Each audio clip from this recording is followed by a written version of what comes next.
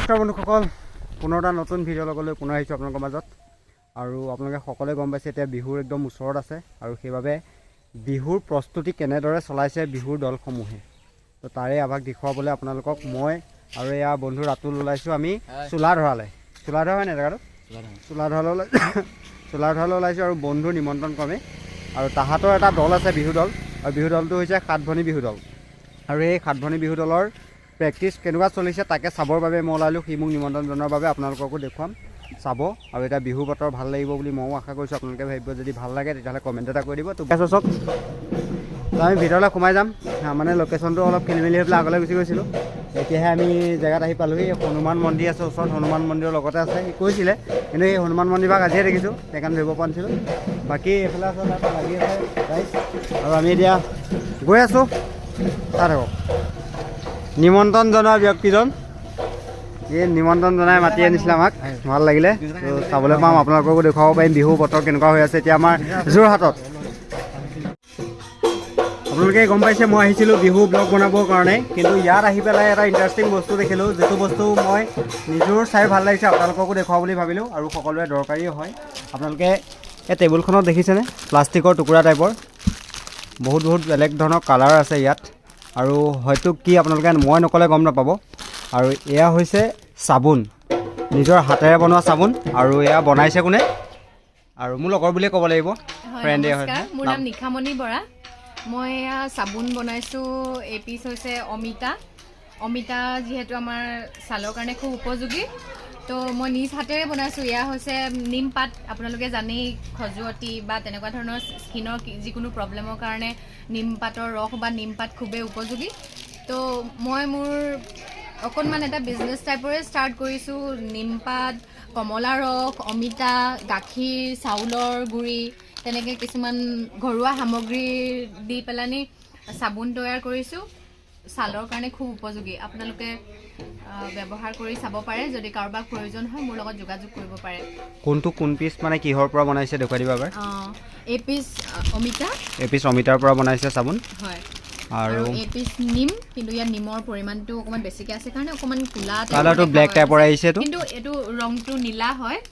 আৰু এই পিচটো নিমৰে হয়, কিন্তু ইয়াত নিমৰ পৰিমাণটো অকণমান কমকৈ আছে আৰু এল'ভেৰা মিক্স আছে। আৰু ইয়াৰ প্ৰাইচটো এবাৰ জনাই দিবা। প্ৰাইচটো মই 80 ৰুপিজকৈ পাৰ পিচ 80 ৰুপিজ হয়, এপিচ ল'লে 80 ৰুপিজ।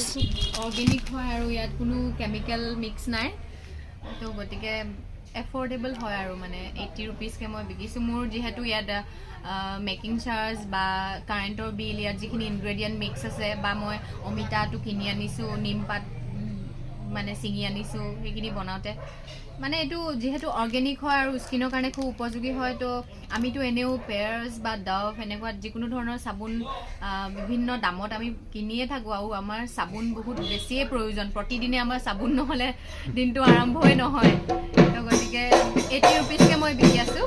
এতিয়া যদি প্ৰয়োজন হয়, যদি সৰহকৈ কোনোবাই অৰ্ডাৰ কৰে, কাৰোবাক সৰহকৈ লাগে বুলি কয়, তেতিয়াহ'লে 2 এটকা কমকৈও মই অফাৰ দিবলৈ চেষ্টা কৰিম। মই আহি পাই গ'লোহি বৰ্তমান সাতভনী বিহু দলৰ মাজত আছোঁ বৰ্তমান এতিয়া আহি পেলাই। ইয়াত কেনেদৰে প্ৰেক্টিচ মানে কৰি আছে তাহাঁতি বিহু দলটো ক'ত কি কৰিব সকলোখিনি জানিবলৈ।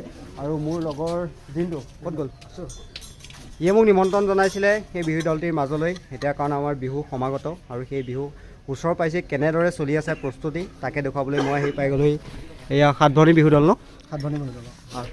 বাকী প্ৰথম কৈ দিয়ক, আপোনালোকৰ এই বিহু দলটোৰ সাতভনী দলটোৰ নামটো কেনেকৈ আহিলে, ক'ৰ পৰা উৎপত্তি হ'ল মানে কি, আমি সৰুতে মোৰ শ্ৰদ্ধাৰ স্বৰ্গীয় গজেন ওজা তেখেতৰ ওচৰতে আমি বিহু অনুশীলন কৰি পেলাই শিকিছিলোঁ। আৰু তেতিয়াৰ পৰা আমি বিহু সাতভনী লৈ তেখেতৰ নামতে সাতভনী বিহু দলটো আছিলে। বৈৰাগী বাৰী বুলি কয় পুলিবৰ। আৰু তাৰপৰা তাত এতিয়া বিহু মৰা কোনো মানুহ নাইকিয়া হ'ল, আৰু গতিকে বিহু দলৰ মই এজন সদস্য হিচাপে আহি পেলাই আমি ইয়াতে গঠন কৰিছোঁ। আৰু মোৰ নপুৰণি শিল্পীৰে আমাৰ ইয়াত ভৰিপূত। আজি বিশেষকৈ ভাল লাগিছে, আমাৰ পুৰণা নাচনী এজনী আহিছে সাতভনী বিহু দলৰে, গজেন ওজাৰ ওচৰতে আমি একেলগে শিকিছিলোঁ। এই আহাচোন, সাতভনী গজেন ওজাৰ ওচৰতে আমি শিকিছিলোঁ। আৰু পুৰণা বিহুৱতী তেখেতৰ নামটো, আপোনাৰ নামটো? সবিতা বৰুৱা। আৰু ঘৰ কোন জেগা? পুলিবৰ। এতিয়া বিহু নাচি আছে নাই? নাচিব লাগে আকৌ। বাকী আপোনালোকৰ ইয়াৰ প্ৰস্তুতি কেতিয়াৰ পৰা চলি আছে?